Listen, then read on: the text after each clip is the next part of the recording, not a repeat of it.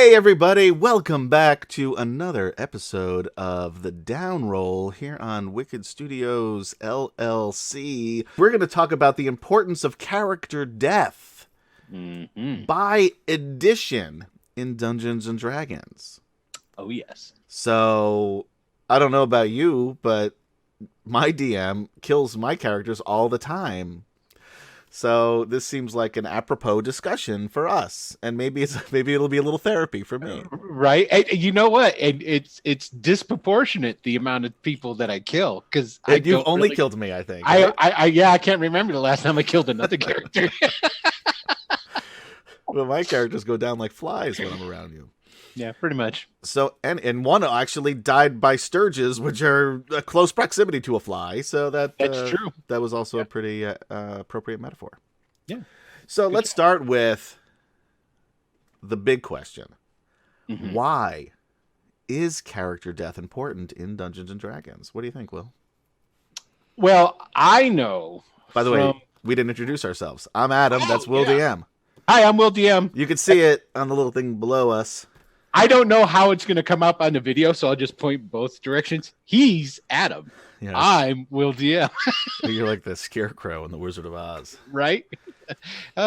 Anyway, so why is character death important? Or is it? I don't know. It actually, contrary to popular belief, because there's now a very prevalent belief. Well, anyway, I'm getting ahead of myself here. Death is important in the game because it is the ultimate drama builder.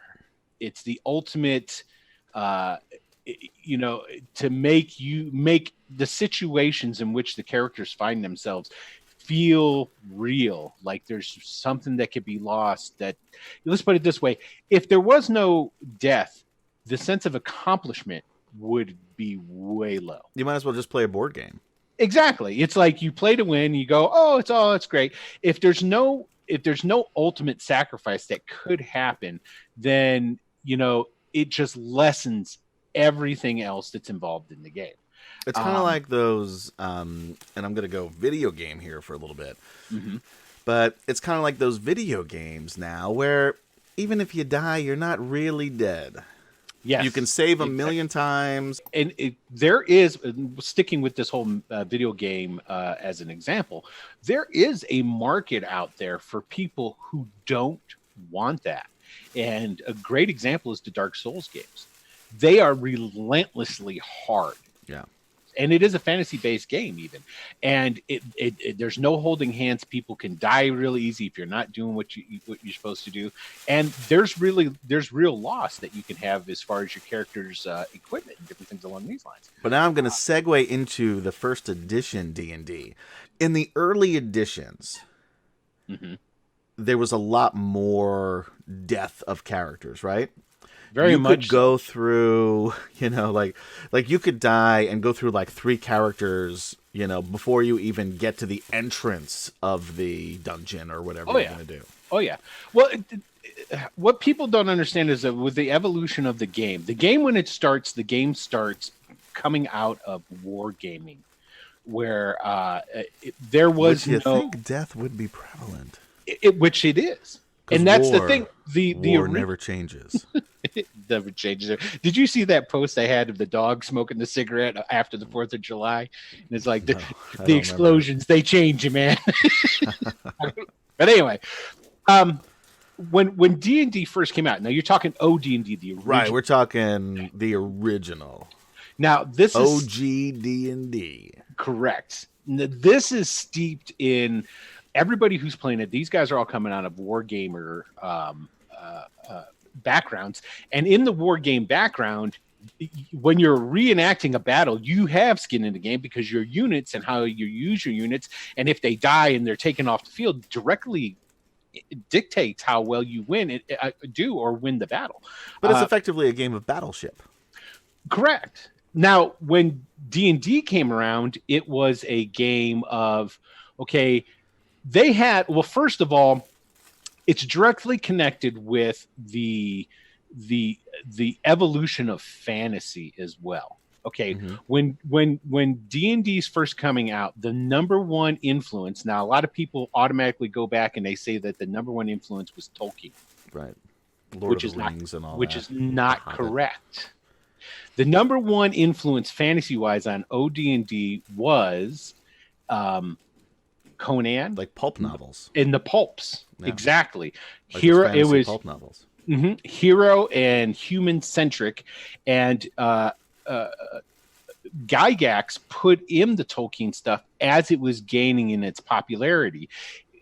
Tolkien didn't start getting popular until the late 60s, and then through the 70s, it kept building. But by the time the 80s starts to roll around, that's when it's really at its height and all this different stuff and becomes this monster. Well, you see the evolution of that in the D&D game, too. Now, would you call the original D&D? Now, I haven't played first edition. Now this is with first second edition. This is even the original, so this is even before first edition. This is before first edition, and people, when you were playing first edition, you think they would just consider that first edition, wouldn't you? Well, because first edition numbering system. Well, you would think, but it's everybody likes their acronyms and all this different stuff. So, and not to mention, it does kind of sound cool to go OD&D, OD&D, original D&D, but. That when they're playing OD&D and they're starting off with that, it's not the focus of that game was more tactical. Right. So it's a strategy game more than an RPG is what I'm asking. Correct. Yeah. It is more. It is not as story driven as it.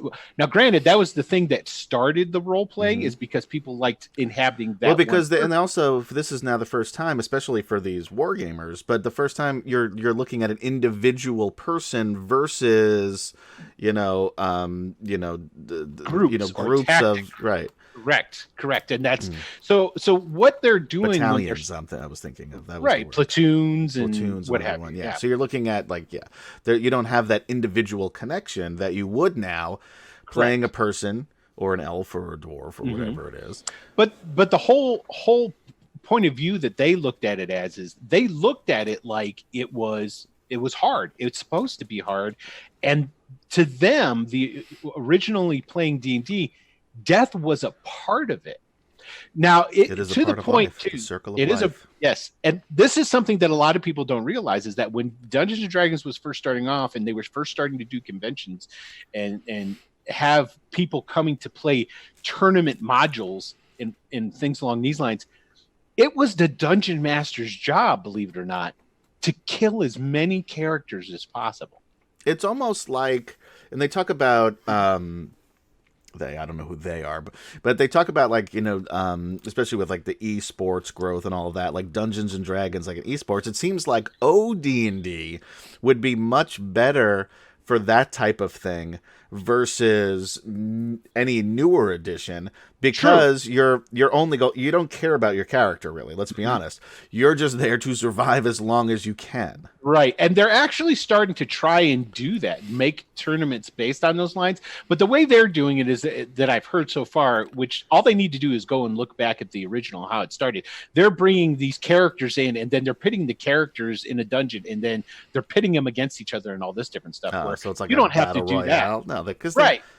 Yeah, which totally ruins it. Now, the original way they did it is all these players would show up. They'd have all these characters, and the reason that death was such a part of early tournament was because you had to have a winner. So this meant that the DM. So there was actually winners and losers early on. Yes, and basically what it is there was a scoring system, and if you were alive at the end, then they went to the scoring and see how well you did. If your character died, that meant that was somebody that was out of the running that won for that tournament game. So it was even built into those earlier games. So this really was like a war game. Yes, and the first big module that comes into the tournaments is the Tomb of Horrors. And the Tomb of Horrors is designed to which we're now playing on every Sunday night. Well, the new one. That's the Tomb of Annihilation. Tomb of Annihilation, which is a continuation. So what happens is at the beginning, death is just a part of it. But then again, role-playing wasn't as big of a part. Now, so when did role-playing become bigger in the editions? Frank Metzner, who starts the RPGA, okay, and the reason that they started up, it's like today's adventure. And what they started that up with is one of the reasons that they were starting it. One, get people introduced into the game and interested in the game. So you create players, you create customers. But two, also because they were trying to foster what they saw was a natural part of, I mean, hell, it's called role playing for a reason. And that's to help foster and build on the role playing. So when you go from OD&D and then you start to get into first edition's the first bridge. Now in first edition, death is still extremely prevalent. If you want to see how prevalent, go sometime, look online. I'm sure you'll be able to find them. Not that I'm condoning anyone or piracy of any sorts, but get your hands on some of the original modules. You can also go to like a drive-through RPG site and actually pay for these things. You can get PDFs pretty dirt cheap for these things. Yeah. So don't steal them because that's not a good thing to do. That's a no-no. And that was probably shouldn't have started off the conversation that way. Well, I was saying don't do it. It's as with a wink and a nudge. Well, you know, I'm just saying the world is how the world is, but I don't condone it. There you go. How about that? That's a pretty good one. So anyway, you look at these original modules, the earlier modules, and they're fucking brutal compared to today's standards. I mean, they really don't. Let's put it this way: there is no such thing anymore today as save or die. It doesn't exist anymore, but it used to be.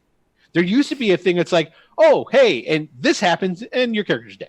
So when first edition, when you get AD&D, because you have to say what ended up happening is, and this is probably where the additions come in, because after OD&D, what they did, the next thing they did is they made the first basic Dungeons and Dragons in 1977. And the reason they did that is because they already knew that they were going to get a newer, advanced version coming down the road.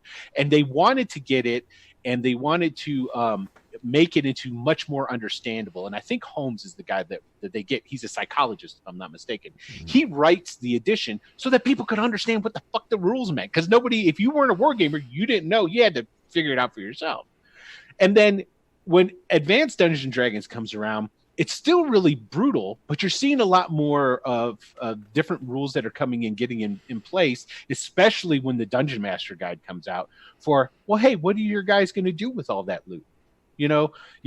Bringing to the forefront a lot of these different things that are just really have to do with the role-playing aspect. So now what was the view of death as we go from OD&D into first and then into second edition? In second edition, you really see, and second edition comes around, it's either 88, 89, I think it's 89.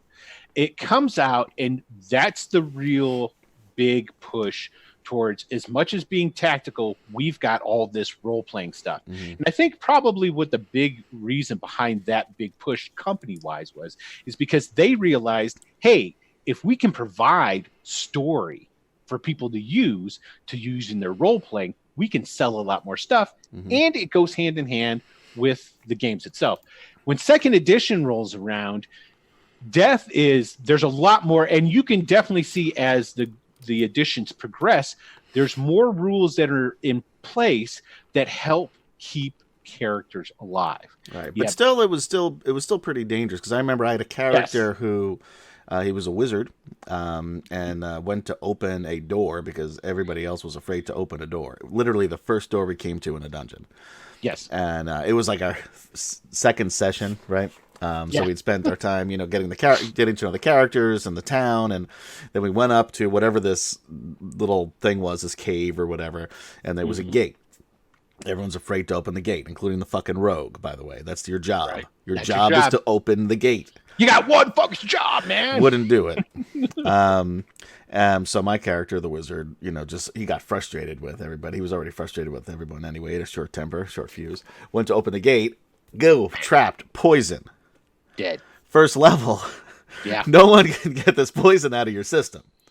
And you there. So and then there was like a few rounds where I'm just sitting there and everybody's trying to figure out what to do, and no one can, like, some people are trying to suck the poison out of my hand like a venom bite. Right. It didn't matter. I was dead. Yeah, and what you're experiencing there, what you experienced there, was something that was becoming very well known in the industry and amongst the guys at TSR and the producers. Well, Gygax was gone by the time second edition rolls around, and basically what you have now is people are starting to realize that, hey, people get a lot invested in these characters and stuff. So maybe it was a moving experience for everybody at the table too. Yeah, it's not, even though it was like literally our second or third session, right? But still, you put a lot of time into that character, and every time somebody starts making a character, especially people who get involved into it, you start to have the images, the ideas, and all this different stuff, and you start making them up. And it's like, great, this is what we're going to do. And so they see this, and there's definitely a transition. And second is like really the bridge, second edition. So where death is still really easy if you're a dumbass, there's also a lot more stuff that's introduced to try and help mediate that so it doesn't happen so often. Right. Because by now they want you invested in these characters. Correct, because invested in a character means the character progresses more and you have more fun, more story. Right. And then you're going from like just a a game session to a campaign. And now you can go through other modules. And you it can helps buy with more sales books. too. Yeah. Correct. Now by the time third edition and then 3.5 come along, it's pretty entrenched that you don't want to kill your character. Right, especially with all of the work it takes to make a character in third edition. And I never played 3.5. We stuck with third after we did second for most of the time when I was originally gaming. Right. But it takes it takes some time now. It takes about an hour now if you really want to put together, a solid character. I just did it with my kids last weekend. You can also do it in like 5 minutes if you need to, which I've had to do because I've died mid-session multiple times. Still me. In 5th edition, by the way, we're playing. But in 3rd edition, you don't start a new session unless those characters are already made. Like your first order of business was you get together as a group with the DM, you roll up your characters, and that's going to take you 3 hours. To coin a phrase, the crunch level got turned up to 11. Yeah, and I thought third edition was fun. It was great. When I came back to D&D a few years ago, I guess it was a little bit after the 5th edition came out. I thought, well, I've got the 3rd edition player's handbook still, right? I'd sold the other stuff, but I had the 3rd edition. I'm like, I'll probably just play this. And I'm looking through these rules, and I'm like, wow, like this, I don't remember this. Like, I don't understand this anymore. Yes. And then a friend of mine said, well, why don't we try Pathfinder? And then I literally ordered the books. I actually paid for the books from Amazon. Right. And I'm reading through them 30 minutes in, and I'm like, fuck it, I'm returning these things, and I'm going to try something else. Then I went to 5th edition D&D, and I'm like, oh, thank God. Yes. So simple to do. And basically what you're seeing is the evolution of things. When 3rd edition came around, and it had all these really great rules. And there's people out there that really like I've played Pathfinder. I still would play Pathfinder again. It's not my first choice by no means. And I enjoyed it when I played it. Yeah, I think I preferred 2nd edition. Yeah, but I did enjoy 3rd. Yeah, and so what happens in 3rd is they're still trying to keep they're keeping the characters alive. There's all this different stuff to help do it, but death is still a very serious thing. It's still ever present. It's still really there. Now, what happens now is you're seeing a generational thing that actually also is taking place here, because it's in over 40 years we've got Dungeons and Dragons going on here. As 3rd edition rolls into 4th edition, right? The fan base that they had for their original Dungeons and Dragons. Okay, when Dungeons and Dragons came up and was really huge in the 80s. Computer games didn't hold a torch to it, and even today, they were terrible. In a good role-playing game, there is no video game that can compare to it, provided you're into that. Right. There are some good computer RPGs, but still not the same.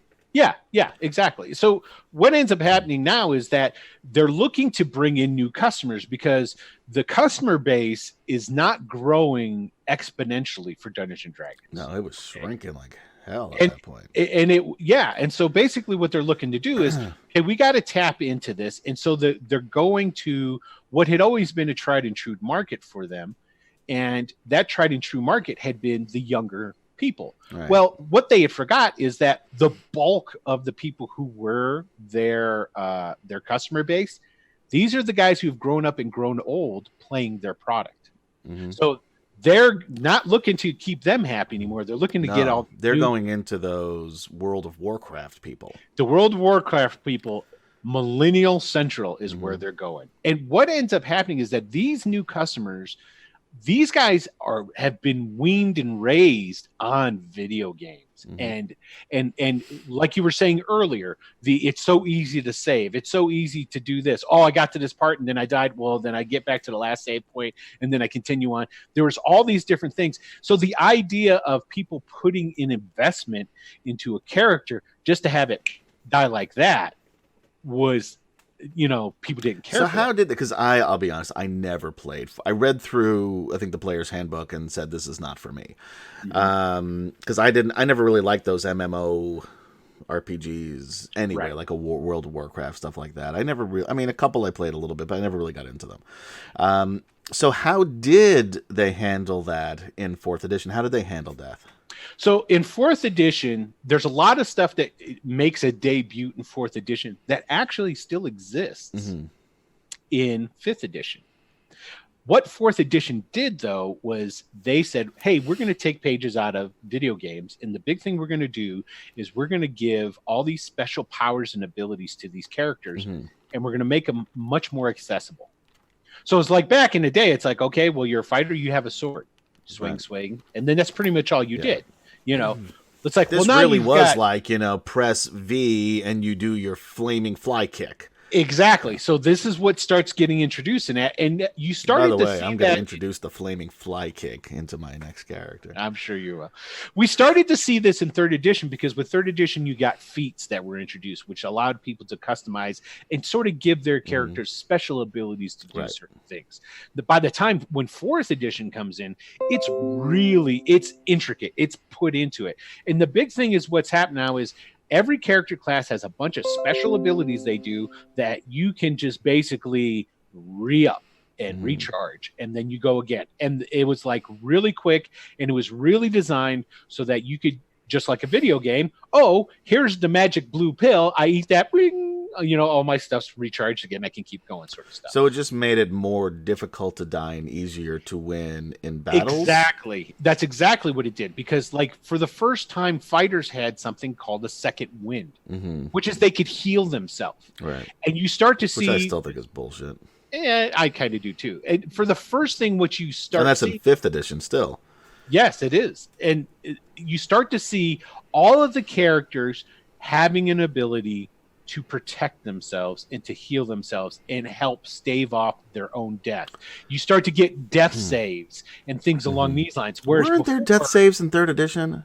No, there wasn't. In 3rd edition, you had the same thing basically you had in 2nd edition, whereas you could take damage. Oh, that's right. You would keep going down, right? Yes. Yeah. So let's say, for example, you had a character that was at... So you had to be stabilized because otherwise your hit points kept going down. Is that how it was? Correct. That's what it was? And your hit points you could take as many negative hit points as you had a constitution score. Right. So let's say we have a character that's got a 12 constitution, and then that character has 1 hit point left. It's in a really bad battle. And then some monster comes over and just slaps his ass for 20. Guess what? He's dead. Now, what happens if you get, hit, you're at -5? You would use, let's say, and nobody was able to heal you. You get hit. What happens is you take damage onto that negative con. So let's say have a con of, just to make it math easy, you have a 15 con, and you took -5 hit points, which gives you 10 points left to your con. If you took another 5 points of damage, you'd have only 5 points of con left before you were completely dead. God, I'm glad they changed that, though. Yes, and if you play now, if you go back and you play those isometric, the Baldur's Gates and Yeah. all those different things, you can see when a character goes unconscious that in each round that you could roll for stabilization is basically what it is. And if you didn't stabilize, you took another point of damage and you went closer. That's what I remember doing. Okay. Yeah. Yes. So, but by the time you get to 4th edition and then into 5th edition, you're making saving throws, and it's you gotta, it's the best of 3, it's like the first one you get to this, but also you start to see probably one of the most broke of all spells is Healing Word. It is, but Healing Word, I'm glad because it exists, but it is at a distance, and it's like, oh, the fighter's down, boop, Healing Word him, he's back up. All right, cool, keep going, and it keeps from having to worry, because in the olden days, the cleric would have to rush around and try and help people and stuff like this, and put it. And the clerics had calves of steel. Yes, with all the running around on the battlefield. And there's a reason why most clerics were walking tanks that healed, is because they had to put themselves into dangerous spots. Which is also why nobody wanted to play a cleric, because all they did was just rush around and heal, pick the dead people up off the floor. Now, granted, that started to change too as time went on. But so what ends up happening now is here we are in the 5th edition. Okay, 5th edition is hugely popular, and then 5th edition also has this huge driving internet force with the Critical Roles and Acquisitions Incorporated and anybody else that I could throw around as far as the name, because there's tons of Ghost of Saltmarsh and the Greyhawk Adventures, and exactly. Here in Wicked Studios every Tuesday night at 9 p.m. Eastern Standard Time, or daylight time, depending on which part of the year we're in. Yeah, I never know the difference. But these basically what you see starting to happen is that these role playing's taken into these formats, D&D's taken into these formats, and it's made into a consumable. It is now a show. Right. You're making now effectively, it started off as you're telling a story together. Right. Now, then you went into the whole MMORPG nonsense with 4th edition. It didn't work because there were some good things that came from it, but overall it was a different animal and it never took off. Now you've got the movie version of D&D, basically. Exactly, and that's what's happening. And so what happens now is that in 5th edition, there's so much backstory, there's so much role-playing that's going on, and it's like, well, you don't want to kill that character. Unless you're Will and you're I don't give a shit. I'm old school. Yeah. And so it has become this great big thing. It's like, well, you can't kill characters because when you kill a character, I mean, that's my character. But the thing that's happened is before, in the olden days, players missed out on the joy of the in-depth role playing. Right. Now, in today's day, the pendulum is swung the other way, and we have this great, rich role playing, but it's lacking that one thing that really makes it so that it is gives it something more, it's the possibility of character death. Now, characters still die. There, I think I think what it is more so than that is that it waters down the strategy element. Because it was very importantly, again, when I started, and for the most time that I've played D&D, although I'm catching up now with 5th edition, I think probably at this point, but with 2nd edition. So we, and I don't know how it is with other people, but with my group of friends when we played, it was very, role play heavy. But a lot of the folks that I played with were, actors, writers. I mean, we were, teens and 20s, but still it was actors, writers, artists, a real creative group. So, so that's why we tended to do that. But at the same time, the strategy was very important. Yes. Whereas in 5th edition, there are moments where the strategy is important, but if you just go in guns a-blazing, you can still get out of many encounters as a group fine. And this is something having DM'd for as long as I have, and starting to DM new modernized 5th edition versions of older games, I definitely see the translation where Wizards of the Coast or anybody who's official, when they bring out something and they do it. Like, for example, when they did Princess of the Apocalypse, which is a modernized version of what they wanted, what Temple of Elemental Eden, Okay. Now, Temple of Elemental Evil, that's got some serious shit in it, man. Yeah. I never played it, but I always heard about it. There are a ton of, you're dead. That's like, there's no save on that. You're just dead. You shouldn't have been fucking with that. It's like, it's like there's a big lever there with the sticker on it. It says, pull me. What do? I pull it. You're dead. There's a lot of that kind of shit that's going on in there. But in 5th edition, in the way that even the modules are written nowadays, that's not there. And I think what we've had a pendulum go from one extreme to the next, and we're going to need to see it start to swing back to more of a medium. I'll tell you what, I thought and I haven't played all of the new modules, of course, but I mentioned Tomb of Annihilation. That one, I think they've actually done a pretty nice job of meeting in the middle. That's a really good example.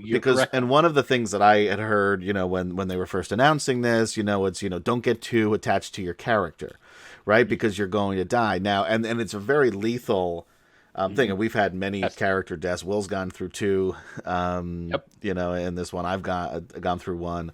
So I'm on my 2nd now. But I think that there's the way that they wrote it, which I wasn't expecting when we first started playing it.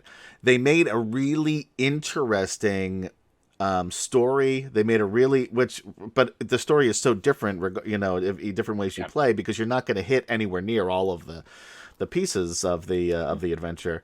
Certainly in one, campaign, but it had interesting NPCs, interesting, world behind it, like the different things. So there was that element of danger, but it helped also facilitate good role playing. Right. Then you get to the, to the actual temple itself, when now all of a sudden it's like, oh shit, now I know what you're talking about. Now we gotta, move. But at that point, you've grown attached to, probably your 2nd or 3rd character at that time. But this is a good example of where they've taken some of the old school spirit with the lessons that they've learned coming up and now that are prevalent, and they mixed them. And this is one of the reasons why, if you go out and you go on the internet and you look at the ratings of which of the 5th edition modules are the best, Tomb of Annihilation is at the top. It's funny how it always seems to be whichever one comes out last. Last is always up there, but we won't get into that. That's called marketing. No. But and that's the reason for it. And I think basically what it is if anything, Dungeon Masters should, one, before the start of an adventure, talk with your players and have this conversation about it. Because this conversation, what it'll do, it's going to bring it up so not everybody's going to be surprised about what's going on or what's happening, and they'll be able to deal with the thing. Like in the old days, players didn't get really because it was expected. And the thing of it is when your character didn't die, though, it was that much more special. It's like, I've survived. I continue on. It's like, that guy died, but I'm still here. Now, don't do it to an extreme, but because you don't want to lose the good role-playing part of it. But and have that conversation with your players about that sort of thing, and about character death and so forth and so on. Should it be more prevalent than it is? Is it okay if we do these certain things? Like, let's just say, for example, to make things a little bit more deadly and put more skin in the game and to have it mean more in the end, just simple little tweaks could do it if you want. You don't have to. I mean, if you prefer playing it just the way it is, by all means. Well, even just like they do in Meat Grinder mode, quote unquote, have a 15 as the DC versus 10 for your saving throw. Yeah. Or just as an example, you could get rid of one spell, aka get rid of Healing Word. I hate when you get rid of spells and stuff like that. That just means that the DM wants to kill you. But anyway, last question I have, because we are well past time. Yes. Which edition, just focusing on death, do you prefer? My preference for editions when it comes for death, it's got to be 3rd. has to be third edition, because third edition is where it's, to my, in my opinion, it's the middle ground between where we are at today and where we used to be. You still have plenty of different things to help you with your characters. There's plenty of feats. There's feats like the Die Hard feat. You can build your character a certain way if you want them to be more survivable, versus like a glass cannon sort of thing. So third, I think, is still the one that does that the best. Now, third is not my favorite. Right, we're just talking death. But just death. It's got to be third edition, without a doubt. So anyway, folks, in the comments, talk about what is your favorite edition in terms of death, and what do you think about death in D&D as a whole. So. Yeah. And if you're watching us on YouTube and whatnot, make sure to hit the follow. Yeah, so subscribe, like, follow, whatever you're watching this on, do that thing, and you'll get more of these down rolls and other shit, because we do other shit too. Sometimes. Often. So anyway, for Will DM, I'm Adam, and we will see you next time on the down roll.